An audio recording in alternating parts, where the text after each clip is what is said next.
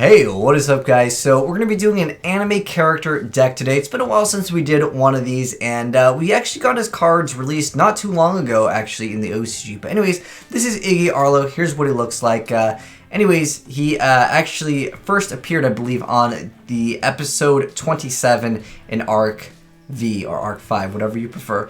But anyways, this is him, and like I said, he recently had his cards actually come out in the OCG. No one's really talking about it and really showcasing off any duels with his archetype. Now, it is kind of underdeveloped, but anyways, I figured we'd go ahead and check it out, and we'll talk a little bit about it. But anyways, he plays the Stars. I don't know if they're going to change the name for the TCG, but anyways, this is Hayate the Earth Star, and each one of the monsters has a way to special summon itself. Basically, if your opponent controls a monster, you get to summon one, and then you get to summon another one. This card, you get, well, the other card that he special summons, he pays 500, and then he's able to go for a fusion summon. And their whole, I guess, mindset is to actually boost up or manipulate things that have changed their attack.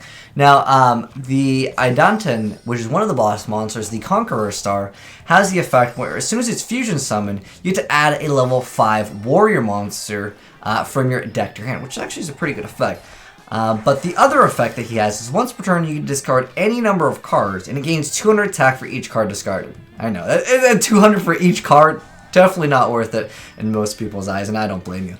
But once per battle, if this card battles with an opponent's monster with an equal or lower level during damage calculation, as a quick effect, you get to actually make that monster's attack become 0 during that damage calculation. Pretty cool, but at the end of the day, it's not too much of a very meta effect. And in fact, I don't think this deck is supposed to be necessarily meta, especially not right now with the limited cards that we have. But I like showcasing off everything, and since it is an anime character deck, sometimes they don't need to be good. I mean, Dark Magician, you still sees some play once in a while. It's not very good, but sometimes people, they just like what the character plays, maybe their favorite character from the show. But anyways, they actually have two different monsters here. So he's going to be able to make the thing have 0. He actually summons Dread Scythe, and then also equips it with, of course, the Dread Scythe. So he's going to actually get this monster to a lot of attack. Now here's the other boss monster. Look, he's got 7,500 attack, but they also have some other effects, which I will kind of go over, but I kind of want to just play the replay so you guys can kind of see what the archetype wants to do. But the other boss monster is Shura, the Combat Star. This one actually has an effect that seems a little bit better. So it's once per turn during the battle phase. As a quick effect, you can change the attack of all face-up monsters your opponent controls to 0. And then, once per battle, if 2 monsters battle during damage calculation, you can make each of those battling monsters gain attack equal to their own level times 200. And this card is level 12, so almost nothing's going to be level 12 that most people will be summoning in the game anyway. And if you're looking at Lynx or Exceeds, well, they're not going to get a boost of anything. But then, it's got another effect. If this fusion summon card you control is destroyed by an opponent's card, by battle or by card effect and sent to the graveyard, you can special summon one Idanten the Conqueror Star from your extra deck. It's treated as fusion. Kind of cool. It's just little effects at the end of the day. I don't think this is supposed to be, like, again, super meta. It's more of an anime deck anyways. Anyways, this next duel is going to be between the Time Lords versus, of course, the Stars.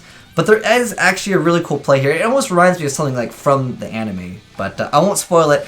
But he's going to go ahead and make the Conqueror Star. That's the one where it gets to discard cards to gain 200 attack. Again, I just think it's too weak for it to be viable. It needs to be like a much higher boost. But anyways, the guy ends up summoning 2 Time Lords, which can actually be quite a task to deal with. But he's going to activate Feast of the Wild level 5, which would actually be a really great card for the archetype. And it actually makes a number 14 greedy Saramea, which is a card most of you guys probably didn't even know was even out in the game. But this card is actually pretty decent because it has the effect where your opponent would take any damage you would have taken from their card effects. And he's going to go ahead and crash his own monsters, and Raphion, the Time Lord, is going to activate its effect to calculate the difference, but he actually burns himself because, well, he takes all the burn damage. That was actually pretty cool. Like I said, it reminds me of something that they would do from the anime. But anyways, thank you Subasa for sending in this deck. Like you said, the archetype is very new. I don't really want to make this a deck profile, but I briefly wanted to touch upon some of the cards in the archetype. Obviously, there's not enough to make a deck on their own, so he decided to put in some of his own cards. And obviously, you know, Ash Blossom, those are great cards. But I wanted to say he maybe kept it kind of anime inspired because, well, I mean, you guys know, I mean, in the show, you can just throw an Exodia in a random deck, alright? Sometimes people just want to play random cards in their decks. But as of right now, I'm pretty sure there's only 5 cards in their archetype, which is, again, the stars.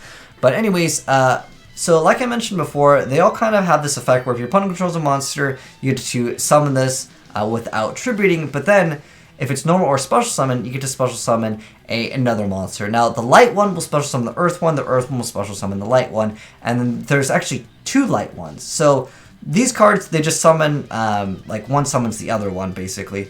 But they all have another effect. So Tenma, the Sky Star, has the effect where, well, you can only use each effect once per turn. But anyways, the other effect of Tenma, which is the first light one, is that when your opponent activates a card or effect that targets a warrior monster or monsters you control, you can make this card lose 500 attack and negate the activation. It's, again, it's really not that great.